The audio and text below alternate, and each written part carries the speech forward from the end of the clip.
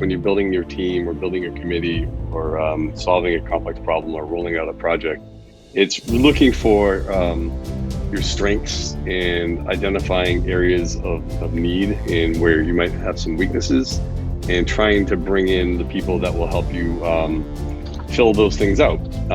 Often we tend to sometimes promote from within our departments. Another thing and then we're shocked when we're not solving the problems that we've always had challenges with. And maybe that's because we haven't diversified our teams. And I mean diverse, being diverse in so many ways. It's when, it's very natural to go to a job interview and everyone sort of coalesces around the person that you've got to bring in someone who's going to shake things up, or someone who's not like you, who can give that different perspective and to move yourself forward. Whenever we're planning or we know we've got a project coming up, or we're just thinking about next steps of what we need to do, and even when we have challenges that happen, of course, during COVID, not only did we become a one-to-one district, we had to increase internet bandwidth, but there was a lot of things that we had to do. So I brought my team together, and I feel very fortunate because I've got a lot of different personalities on my team. I jokingly say, I've got some people that you can give them, their Mountain Dew and whatever they want to eat, and put them in their cubicle and they're happy. Don't talk to me for the rest of the day. I'm doing what I need to do. And then I've got the other people that just, float around to all the cubicles in the office, and they just want to be a part of every conversation that's there. But when I brought all them together and we started talking about the challenges, every kid having a device, whether they were at home or whether they were at school, just the ideas that started coming out of everybody's head and the things that we needed to do and that we could do and how we were going to support this both remotely and on site. It was amazing to hear all of those ideas, and everybody had a piece of what they thought would be better, and we put that together. So as you build your team, I think it's exactly right what Andrew and Carl and probably Shantae's going to say is you've got to have that diversity. And you've got to know where your strengths are, and you've got to know where your weaknesses are.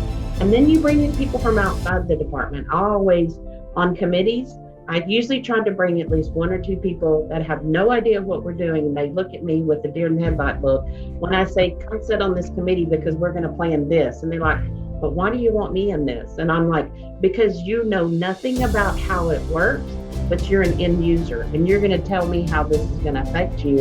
And all of my team that are putting this together is going to understand what the end result is going to be and what you're going to hear.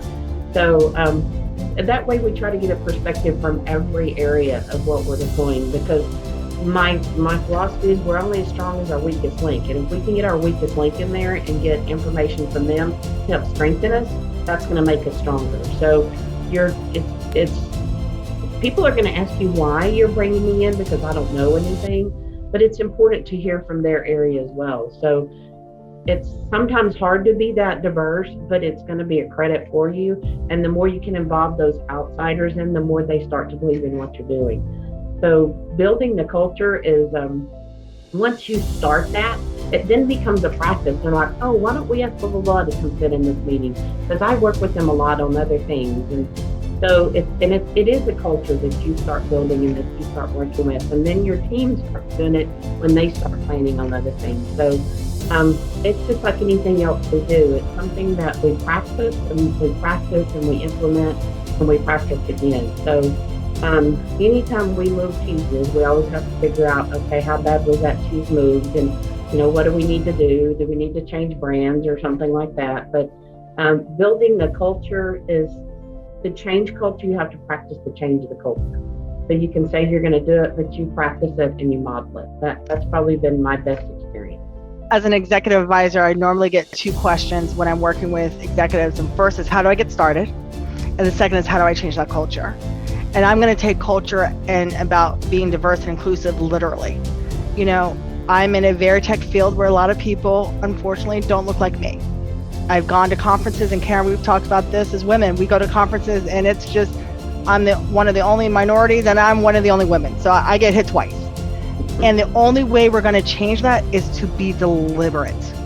We all recognize, we've all heard the stories about, diverse boards make, those companies make more money and there's more ideas. We all know it.